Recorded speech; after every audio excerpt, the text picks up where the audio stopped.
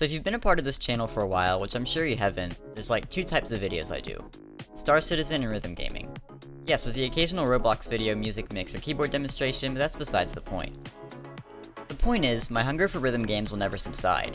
I always yearn to become better, in a wide multitude of games ranging from my 6-year-old cousin is playing this at a family gathering to how the f can you even read this shit? The latter option always amused me because I love boasting about my rhythm game skills to my friends. 4-key rhythm games are probably my first exposure to rhythm games. It's either that or Osu. Needless to say, I've been playing them for a while. So when I stumbled across Sound Voltex, I was intrigued. I actually briefly played Arcaea on mobile, and I immediately associated the game with a much cooler version of that, even though Sound Voltex came out far before Arcaea. Sound Voltex is like a standard 4-key rhythm game at first look. There are 4 lanes, which are controlled by 4 large BT buttons. But in addition to those, there are 2 FX buttons, showing up as orange notes to take up 2 lanes. Double BT and FX patterns occur, and switching between the two can be quite confusing.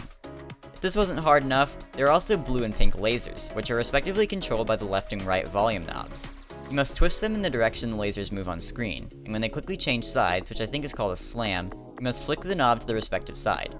Doing all this at once, especially at high speeds, definitely falls into how the f can you even read this category. Of course, a game like this requires its own separate controller. And the controller that I will be looking at today is Gamo2's Faucetwo, I have no idea how you pronounce that, to be honest. Faucetwo. Anyways, without further ado, let's get right into the video. So I'm going to answer the 2 most common questions right off the bat, so I won't waste your time with the rest of the video if that's what you came here for. And that's configuration and shipping time. I know this because I searched for the exact same information before I ordered mine. So as far as shipping time goes, I live in the USA, Alabama to be specific. It took roughly 4 weeks for it to arrive, but I've heard this depends on many factors. For instance, they didn't send me a shipping label until after I emailed them about it. This was maybe after a week or so. It also depends on current stock. They won't tell you a certain switch or a certain button is out of stock unless you bug them about it. Your order will just sit there until the part you ordered is back in stock. So don't be afraid to email them about things if your order is taking an unusual amount of time. That being said, it's a custom order from China. It will take a fair bit of time, regardless of where you live, so be persistent but don't be a pest. I spent a good 3 to 4 hours researching what configuration to get for my controller, so in order to save you that time, I'm going to break it down for you. You have 2 manufacturers of buttons and 2 manufacturers of switches. For switches, there are Omrons and Honeywells. The arcade machines use the Omrons, and considering their price, I highly suggest getting these. I've heard the Honeywells start to feel a bit mushy after they are broken in, and as they aren't arcade spec, their lifetime is likely to be lower as well. As far as buttons go, you have a choice between the arcade spec Sanwa buttons and the cheaper DJ DAO buttons. Now here's where you have to make a choice. The Sanwa buttons are about $90 US more than the DJ DAO buttons, and from what I've heard, they don't impact performance a ton. I personally ordered the DJ DAO ones, because you can always swap out the buttons later if you find out you don't like them. But if you aren't sure, just go with the DJ DAOs. I've only ever been to a Sound Voltex cab once, and so the majority of my Sound Voltex experience has been on the Faucetwo. I don't really know what a proper cab is supposed to feel like, as the cab buttons felt way too mushy, but this is likely due to extended use. So considering I don't really have a whole lot to compare them to, and that they are much cheaper, I'll just go to the DJ DAO buttons. I haven't really noticed many problems. One of the major things I was trying to decide upon is actuation force. Actuation force is a measure of how much pressure you need to apply to a button before it registers your click. What I couldn't find anywhere, regardless of where I looked, was what the actuation force for the arcade machines were, so I had to completely ignore what a realistic experience would be like and go solely upon my personal preference. For me, it was about finding a happy medium. If I made my switches and springs too light, the buttons would not be able to bounce back as quickly, and keystrokes that were not intended might occur. Too heavy, and your fingers would fatigue quickly, and you wouldn't be able to play very quick maps. Taking these into consideration, I went with the 60-gram springs and the 50-gram switches, and I will say, they are just a bit too heavy. But there wasn't really a slightly lighter option, and I felt like the next lightest would be too light. I might purchase a set of 30-gram switches later on to see if they make any difference, so just keep in mind what I said when you purchase yours. With that out of the way, let's move on to the controller. I didn't film an unboxing because I was too eager to hook it up and get started, but that doesn't really matter. The color scheme of the controller is based on Vivid Wave, which is the most stereotypical anime-like of the series, so I love it. Now disclaimer, the waifus that I've inserted onto my buttons are not included. I added them after the fact. I'll show you how to do the same later on in the video. To access the internals, you flip it around to the back. I really love how easy it is to take off the cover. It's completely magnetic, so you can just peel it right off. Now the first thing I would do when you receive your controller is take the back off and check to make sure all of the wires are plugged in. Some of mine were loose when I got mine, and one of the FX buttons wasn't working. I simply just had to resecure the wire. For reference, this is how the wires should be hooked up. If any of yours came loose, make sure you hook them back up in the correct ports, or else it will make for some pretty confusing gameplay. Another thing I experienced right after receiving my controller is one of the main BT buttons getting stuck when I press down in the corner. I don't know how to get it stuck on purpose again because that would just be stupid, but if you're having this problem you can fix it quite easily. It's pretty much the equivalent of restarting your computer.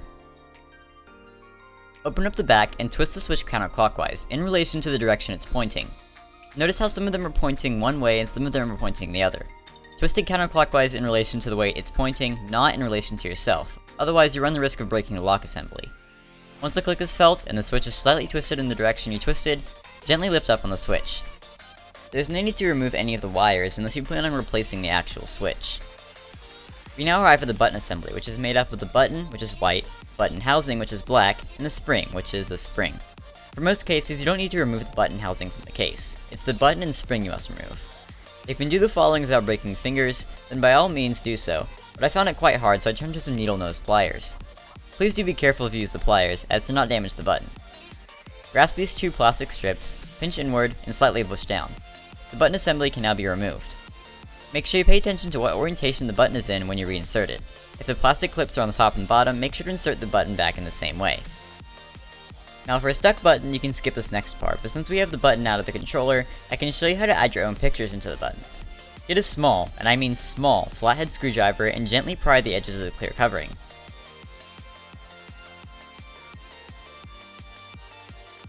Work your way around, being careful to evenly pry each section. It will eventually pop off, and you will have the button, the cover, and this translucent slip that diffuses the lighting.